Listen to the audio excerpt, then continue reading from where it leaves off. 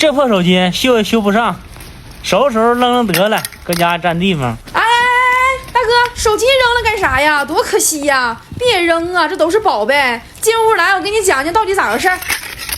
像这种的报废机呢，有的放在家里面沉积呢。那什么是沉积呢？就是你把手机使用旧了，放在柜子里面还没舍得处理呢。有的这种手机回收废品只给出了几块或者是20-30就选择卖掉了。还有像大哥您这样的，直接选择扔掉了。在此说一下呀，像您这样的做法呢，时间长了，手机中呢含有大量的重金属，会造成环境污染的。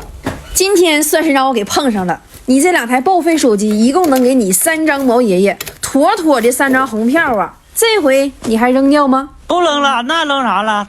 等会儿啊，还有呢。